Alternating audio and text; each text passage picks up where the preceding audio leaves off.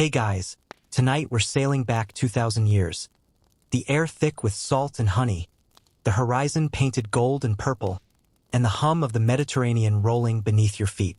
You're not just watching history tonight, you're walking straight into it.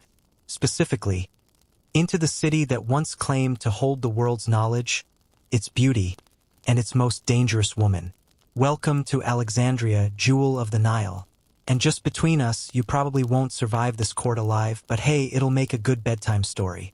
So, before you get comfortable, take a moment to like the video and subscribe, but only if you genuinely enjoy what I do here. And while you're at it, drop your location and your local time in the comments. I want to see where in the world this ship is docking tonight. Now, dim the lights, maybe turn on a fan for that soft background hum, and let's ease into tonight's journey together. The ship rocks gently as you stand at the bow. The scent of Egypt hits before the sight of it. A blend of papyrus smoke, roasted dates, and the strange electric tang of the Nile's breath. The sky is turning amber, that hour when everything seems dipped in honey. The harbor rises ahead like a dream sculpted out of marble and heat. Alexandria, the lighthouse, Pharaoh, towers impossibly tall. A finger of flame guiding ships from half the known world. You squint, and for a second, it feels like it's staring back at you. You're not alone. Around you, sailors shout in half a dozen languages: Greek, Egyptian, Aramaic, something Roman. The docks are chaos incarnate. Crates of ivory, live monkeys, wine amphory sweating under the sun. A boy with a shaved head and a lotus tattoo whistles as he runs past, balancing scrolls higher than his head. Somewhere, a woman's laughter drifts from a tavern. Alexandria never sleeps, they say, it just changes masks. A guard approaches, linen skirt crisp, bronze shining. Name? He asks. You give him the one you were told to use. He nods once, gestures to the great causeway ahead. Behind him, the palace district gleams, where Cleopatra herself waits. You can almost feel the heat of power in the air. A mix of fear and perfume. Your sandals tap over white stone as you move deeper into the city. Every corner seems carved for spectacle. Marble columns etched with hieroglyphs that whisper older names, murals of blue and gold. It's a city born from Alexander's dream, raised by Ptolemies, and ruled now by a woman more clever than all of them, Cleopatra VII. The name alone is half legend, half rumor. You pass the marketplace, loud, dizzying. Merchants cry out, offering pearls from the Red Sea, and dates as sweet as love. A scholar in a faded robe argues with a priest about whether the earth circles the sun or the other way around. Scholars still argue whether Alexandria's library truly held that debate or if the story was later Roman invention, but it's nice to imagine it, isn't it? That here, in this noisy heat, ideas collided like wine cups. You pause near a fountain shaped like a coiled cobra. The water glints, too clear to be real. A child tosses a coin and whispers a wish. You can't help but think. In a city like this, even water seems to know its worth. A camel growls nearby, annoyed. The driver spits, muttering about taxes. You smirk, some things never change. Taxes, politics, and people pretending to be unimpressed by beauty. Alexandria is beautiful, but it knows it. Like Cleopatra herself, if whispers are true. The closer you get to the palace, the quieter it becomes. The streets widen. Statues of Isis and Alexander flank the way like silent judges. The smell shifts again. From street dust to lotus, from sweat to sandalwood. A eunuch waits at a gate of gold and turquoise. His eyes flicker across your face, weighing your worth. Then he bows slightly. You're inside. The courtyard stretches vast and silent, the sky now bleeding into twilight. Palm shadows stretch like fingers across mosaic floors. Musicians somewhere tune lutes, soft and uncertain, the way a heartbeat hesitates before it begins. You catch your reflection in the polished stone. Sunburned, wide-eyed, half believing this is real. The strange. In this place, time feels elastic. You could blink and the world would skip a century. One mainstream fact: Alexandria, in this very age, holds the greatest library mankind ever built. Scrolls from Persia, Greece, India, maybe even China. And yet, you're told that half the scribes here can't sleep at night for fear of fire. Fire that could erase everything. You think about that, knowledge always one spark away from silence. Fitting, maybe, for a queen whose mind burns brighter than her jewels. A servant appears, silent as a breeze. He offers you a goblet, something cold and sweet, wine mixed with crushed pomegranate. You take a sip and it tastes like danger disguised as fruit. He gestures for you to follow. As you walk through the grand halls, murals tell stories in gold and lapis. Gods embracing mortals, serpents crowned like kings, and Cleopatra herself painted beside Caesar, the Roman she loved or used, depending who you ask. The air hums faintly with music and murmured plans.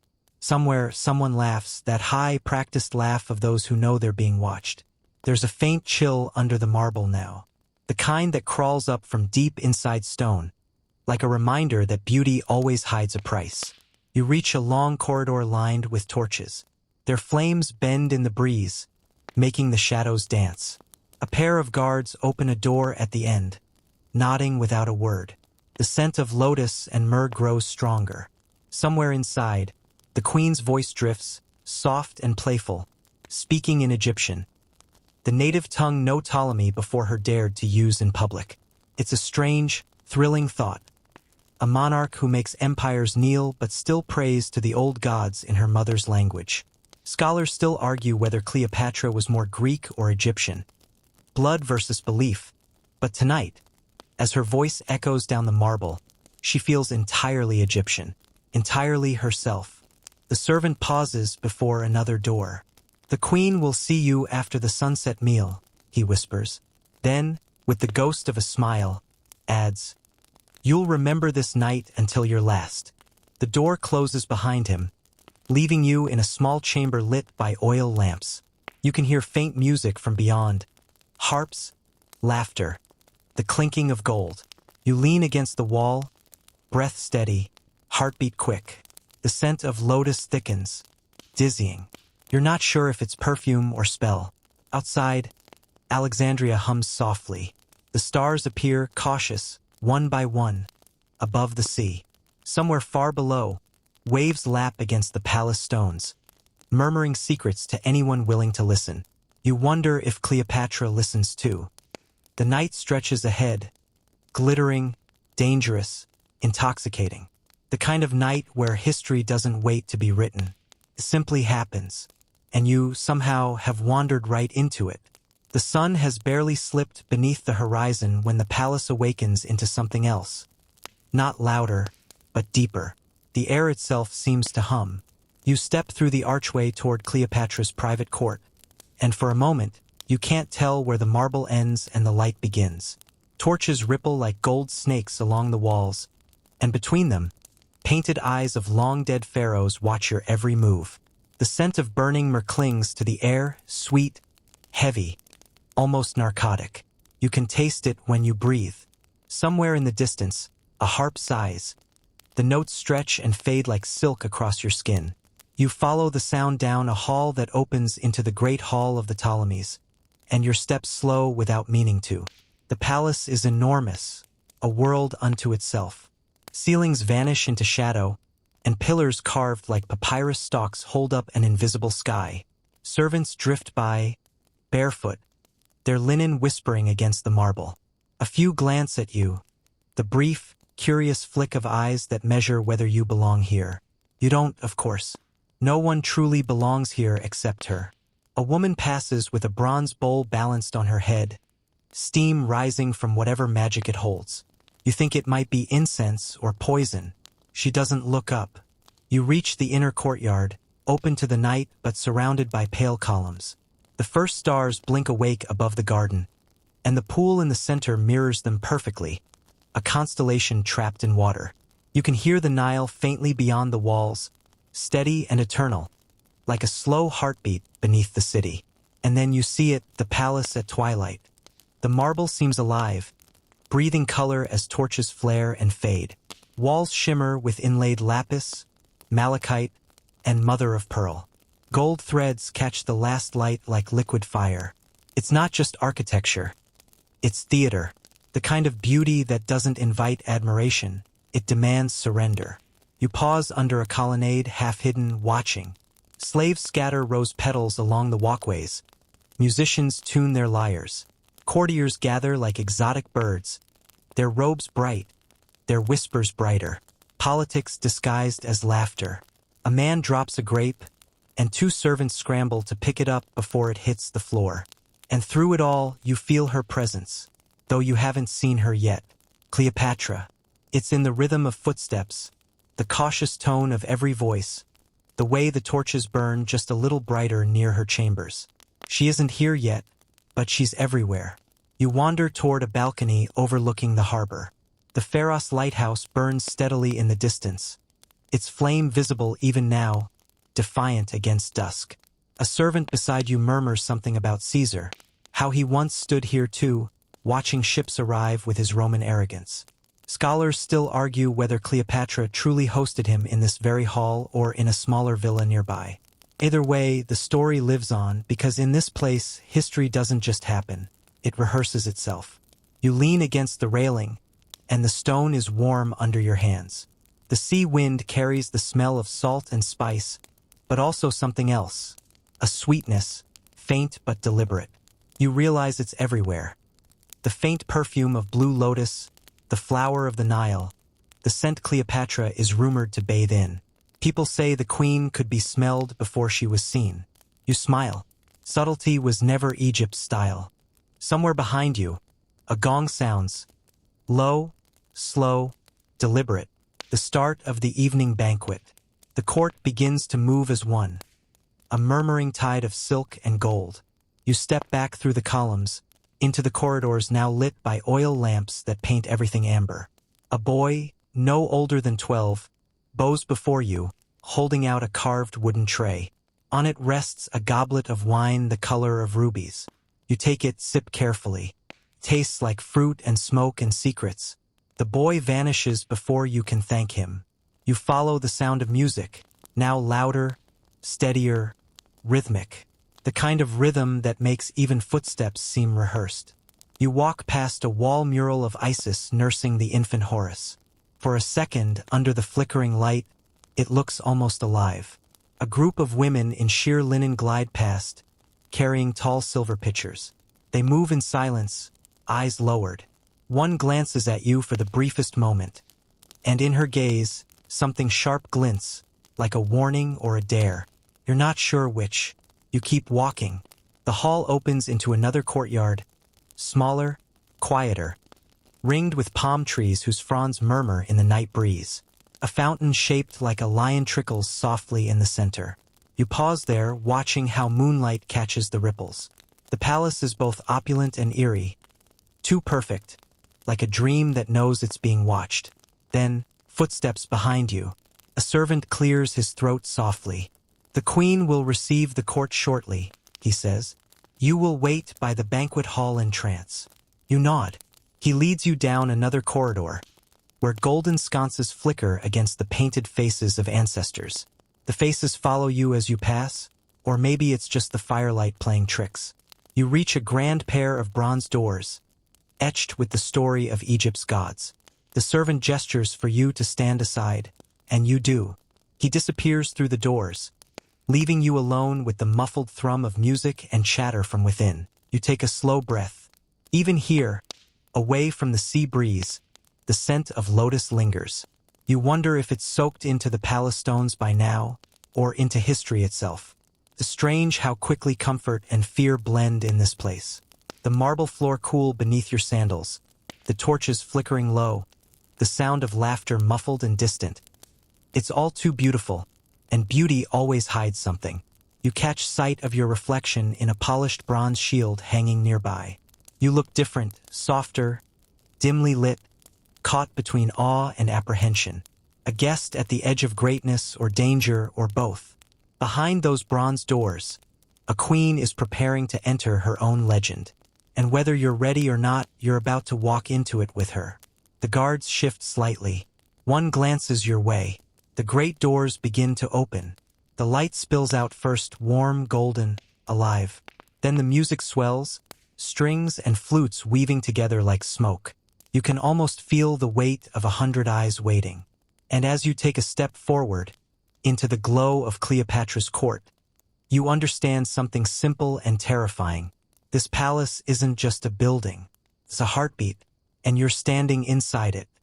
The scent hits you first, richer now, almost tangible. Myrrh, cinnamon, honey, and something deeper you can't name. The kind of aroma that isn't meant to please, it's meant to command. You take a slow breath as you step into the hall, and it feels like inhaling history itself. Every sound, the strum of a lyre, the rustle of silk, the delicate clink of jewelry, seems amplified. The marble floor gleams beneath the torchlight, reflecting fragments of gold, wine-red cushions, and 100 pairs of watching eyes. The air is warm, heavy with perfume and expectation. You're in the heart of power, and it smells intoxicating. You follow a servant through rows of low couches arranged in a semicircle. On each, courtiers lounge as though their spines have forgotten the concept of humility. They sip from crystal goblets and speak in lazy Greek, Egyptian, and the soft Latin of foreign guests. Their laughter rises and falls like waves, calculated, never spontaneous. Your guide stops near a tall bronze brazier. He bows slightly, signaling that this is where you wait. You try not to stare, but it's impossible not to. The room itself feels alive. Flickering torchlight dances over painted ceilings, carved gods watch from the walls, and in every corner, something glitters. A dagger's hilt, a jeweled sandal, an earring shaped like a tiny ASP. A musician plucks a slow melody on the harp. You don't recognize the tune, but it feels like a warning disguised as a lullaby. Nearby, a noblewoman leans toward her companion. She mixes the oils herself, she whispers, eyes darting toward the far doors. No two nights smell the same. The scent of power. That's what it is, the art of being unforgettable. One mainstream historical fact slips quietly into your mind. Cleopatra was known to create her own perfumes in a royal workshop near the Nile, blending lotus, rose, and myrrh. Roman chroniclers obsessed over it, baffled that a queen could weaponize aroma. Scholars still argue whether her legendary perfume ships were true or clever myth. Vessels that supposedly sailed with sails soaked in oil so her arrival could be smelled miles before seen. You try to imagine it. A horizon scented with power. A servant passes offering figs stuffed with nuts and honey. You take one without thinking. The sweetness melts on your tongue, almost dizzying. You glance around. Everyone here looks serene, but you sense the undercurrent. Every glance a negotiation, every sip of wine a test. The hall hushes. It's subtle at first. The music softens. The murmurs fall away like sand through fingers. Then you feel it again, that shift in the air like a storm changing direction. The tall bronze doors at the end of the hall open slowly. You don't see her yet, but you feel her entrance before you witness it. Incense smoke drifts through the air, thin, golden, and alive. Behind it, a line of attendants steps in, each carrying a golden lamp. They move in silence, light trembling in their hands. And then, between them, she appears. Cleopatra. The room doesn't breathe. She isn't dressed like a goddess. Not exactly. That would be too easy. Instead, she wears simplicity as armor. A gown of sheer white linen bound with gold at the waist, her skin glinting under oil and jewels. Her crown is small, almost modest, a serpent coiled above her brow. The symbolism is not lost on anyone. Beauty that strikes. Her eyes sweep the hall, calm and deliberate. Every person they pass lowers their gaze just enough to show respect, but not so much to seem terrified. You can tell it's a practiced balance. When her gaze flicks over you, your pulse stutters. She doesn't pause, doesn't smile, but for half a second, you feel as if the air itself has taken notice. She takes her place on a low couch draped in purple and gold. Around her, the hum of the room returns, softly, hesitantly, as though the world had been holding its breath. The musicians begin again, but slower now, in rhythm with her heartbeat. A servant kneels beside her, offering a cup carved from obsidian. She sips, then leans back, one arm resting along the couch, posture both effortless and deliberate. Her voice, when she finally speaks, is low and warm, a tone meant for poetry, not politics. Yet somehow it manages both. "You've all come early," she says, amusement curling around her words. "That's never a good sign." Laughter ripples through the room. Genuine this time, though tinged with nerves.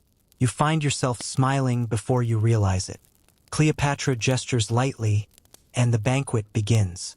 Servants move like clockwork, carrying trays of roasted duck glazed in honey, baskets of grapes, bowls of olives. The smell of spices fills the room until it feels thick enough to taste. You catch a snippet of conversation near you. Two men whispering in Greek. She reads 10 languages, they say. One mutters, speaks to each envoy in his own tongue. The other scoffs softly. If that's true, then her tongue is the sharpest weapon in Egypt. You bite back a grin. The sarcasm would have earned applause in any modern comment section. As you eat, you glance toward the queen again. She's laughing with a Roman official. Not too loudly, just enough to let everyone know she's amused. Her hands move gracefully when she speaks, each gesture deliberate, the way a musician might shape sound. And yet, beneath the laughter and light, you sense calculation, the awareness of being both adored and hunted. You look around. Every guest here is entranced, willingly orbiting her gravity. You can't help but think of something Plutarch once wrote. Her beauty was not unmatched, but her presence was irresistible. Scholars still debate if that line was admiration or warning.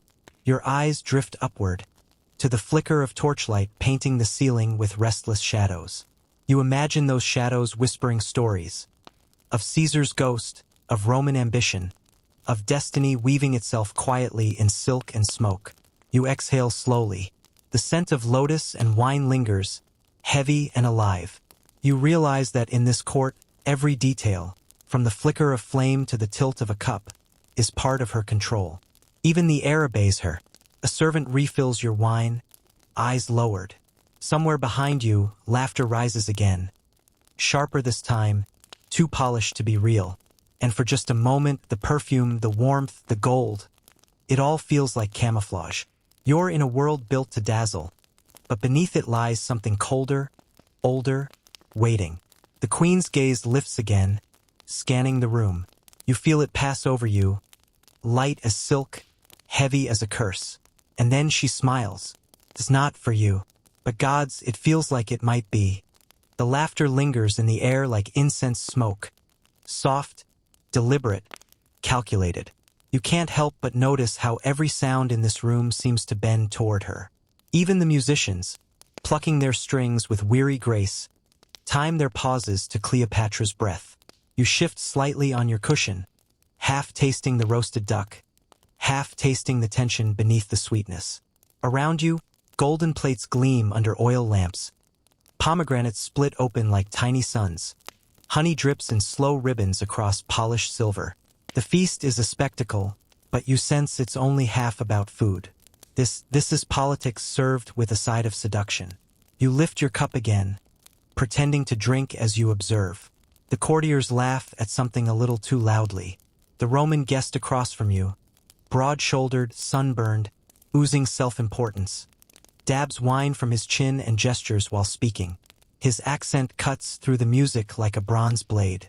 He's talking about ships, grain, taxes, the empire that feeds itself on Egypt's harvest. You can see the way Cleopatra listens. Eyes narrow, lips curved just slightly. Not smiling, calculating. You wonder, fleetingly, what she's thinking. Does she measure every man she meets in drachmas or in usefulness? A servant brings a fresh platter of figs, and as she passes, her golden anklet jingles softly. Cleopatra turns her head at the sound, the faintest tilt, and you catch her profile, the smooth line of her jaw, the faint sheen of oil on her skin. She doesn't need jewels to command the room. She is one. You take another sip of wine, though it's mostly to hide your awe. Do you find the feast satisfactory? A voice murmurs beside you. It's a young woman, perhaps a translator or scribe, her Greek fluent, her smile professional. It's extraordinary, you reply quietly. Though I'm beginning to suspect it's less about eating and more about watching. She chuckles softly. You learn quickly. In this palace, appetite is a weapon. The words hang between you, almost lost under the music. But you file them away. A wave of laughter breaks from the far end of the hall. Cleopatra's laughter, low, melodic, unhurried, joins it. You look up in time to see her raise a goblet toward a man seated 2 couches away, the Roman guest. You Romans boast of your discipline, she teases in Greek smooth as silk. Yet I've never met one who can resist my table. The crowd laughs, warm, practiced, a chorus of flattery.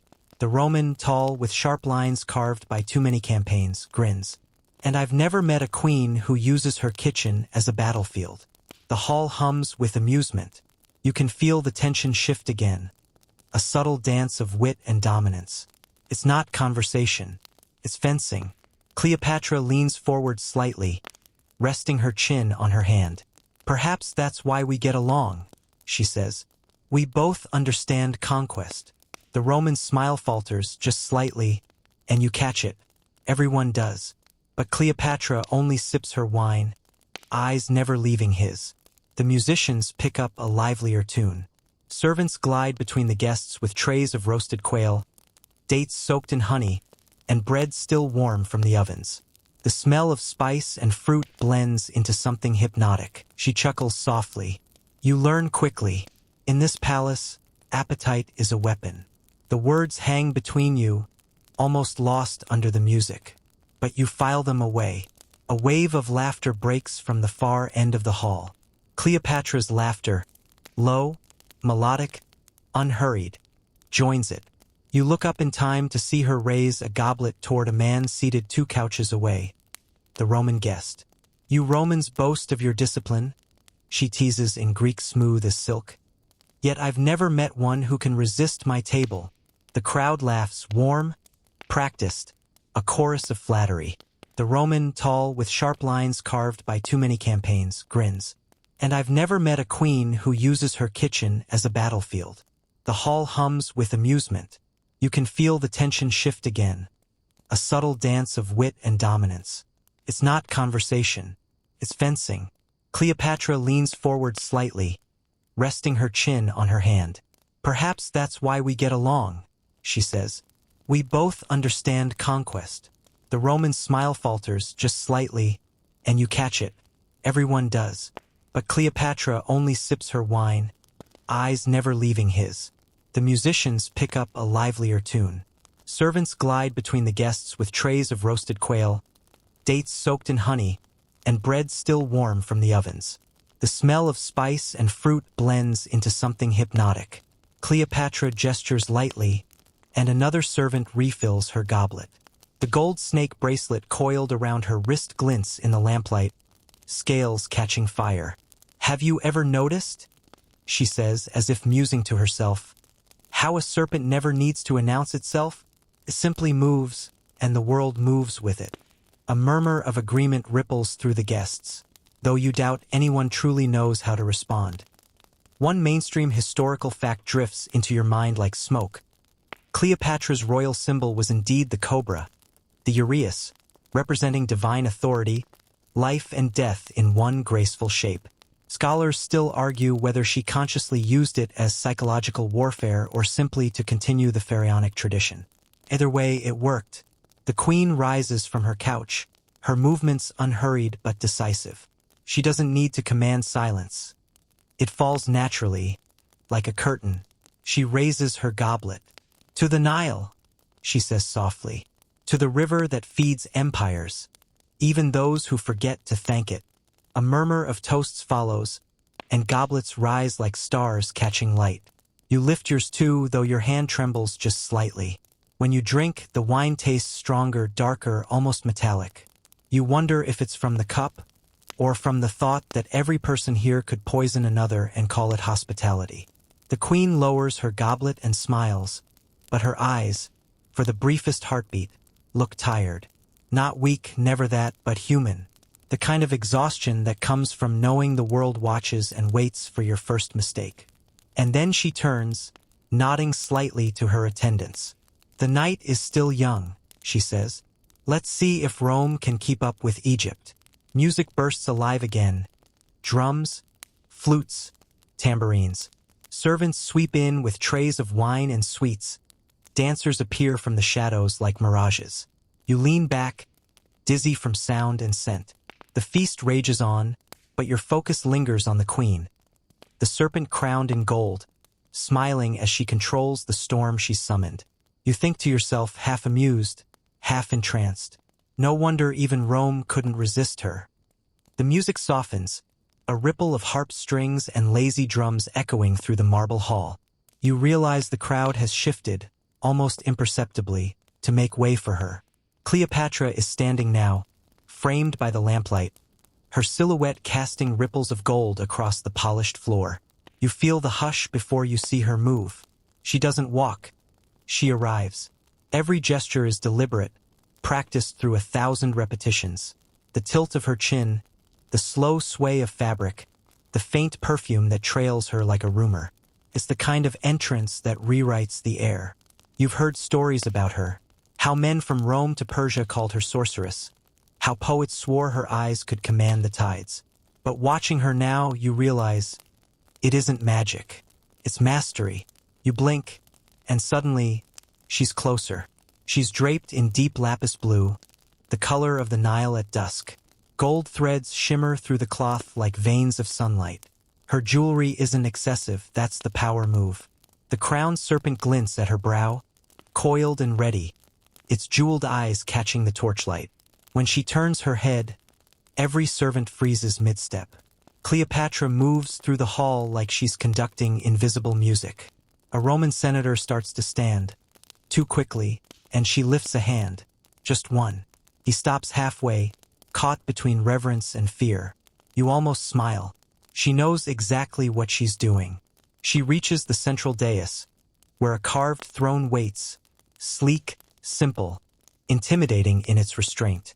As she sits, she gestures for the harpists to stop. "Too loud," she says softly, almost teasing. "Let the night breathe." And suddenly it does. You can hear the Nile outside, faint waves slapping against stone. A bird cries once in the dark. The distant sound of horses along the palace road drifts through the open doors. She lets the silence settle, heavy and intentional.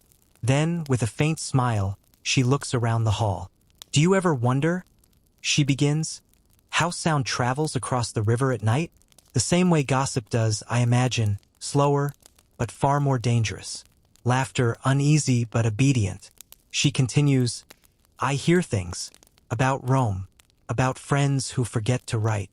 Her eyes flicker toward the Roman guest. About new alliances, forged under the guise of old promises. The Roman, the same man who'd sparred with her earlier, shifts slightly, his smile tightening.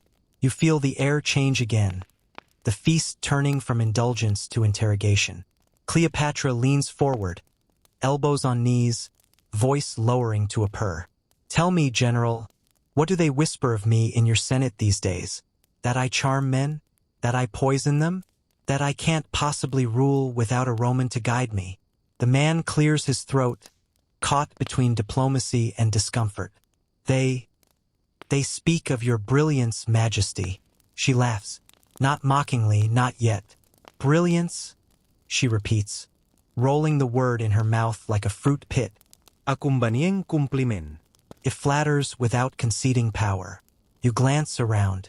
No one dares move. Even the wine pourers have gone still, pitchers hovering midair. Then she softens, leaning back with a sigh. "But I suppose that's the way of empires. You build them on flattery, feed them with fear." The room exhales.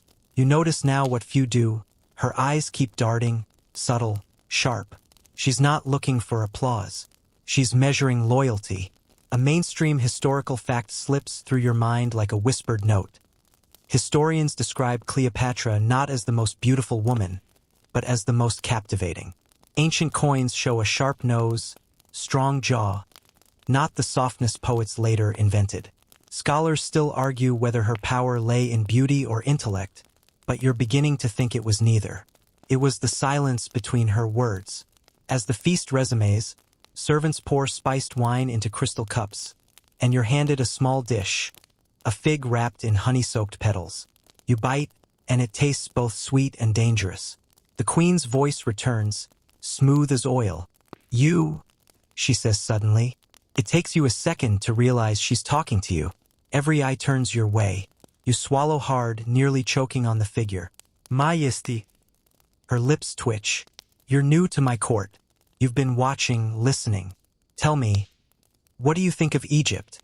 Your mind races. There's no right answer here, only the least fatal one. You take a breath.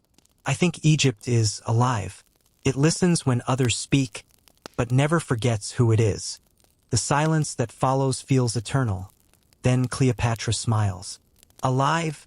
she repeats softly. "Yes, you understand." Relief floods through you so strongly it almost makes you lightheaded. She gestures to her attendants. "Bring our guest another cup. Anyone who can see Egypt must be allowed to taste her too." The hall chuckles, low, approving, nervous. The Roman forces a grin. You catch the queen's gaze again, and for just a heartbeat, she looks tired. There's something behind the poise. A quiet, buried ache. Maybe the cost of being myth while still alive. The feast begins to thin. Courtiers drift toward the courtyards, laughter softening into murmurs. Musicians resume, quieter now, gentle strings echoing off the marble. Cleopatra remains seated, staring past the columns toward the dark horizon beyond the palace. You realize she's looking at the Nile again. "Do you know?" she says suddenly, though you're not sure if it's to you or the air. The river remembers everything that touches it. Blood, perfume, ships, even love. It carries all of it to the sea. You say nothing. The weight of her words settles somewhere between your ribs. She stands, slow, graceful. "Enjoy the music," she says over her shoulder. "The night is long, and history moves quietly when no one is watching." Then she's gone, slipping through a curtain of silk and shadow. You're left staring at the place where she stood, half expecting her to reappear. But she doesn't. Only the river answers, its soft voice threading through the open arches, whispering secrets no empire can ever drown. The night has faded, and the last torches of Alexandria burn down to quiet embers. You sit alone now, the air still heavy with the ghost of incense and laughter long gone. Somewhere, the Nile sighs against the shore. A slow, steady rhythm, like the world remembering to breathe. You think of her, the queen who once made empires tremble with a glance. You picture the way the moonlight slid across her crown, how her voice could command both armies and silence. And yet, in the end, she was only human, a woman who dared to shape her story before others wrote it for her. The palace is asleep now. The marble is cool beneath your fingers. The gold has lost its glow, but the river still moves, calm, eternal, forgiving. You exhale, finally letting go of the tension that carried you through her court. Close your eyes. The scent of lotus still hangs in the air, faint but real. You can almost hear the soft ripple of silk, the distant hum of a harp tuning itself for tomorrow's songs. Let it fade. Let the noise of history dissolve into quiet. You made it through the night, through power, through poison, through the endless gaze of a queen who never blinked first. Now it's just you and the river. Breathe. Slow, deep, and easy. The sands shift, the stars dim, and the story drifts out to sea. Just another whisper carried by time. You've survived Cleopatra's court. Rest easy, traveler.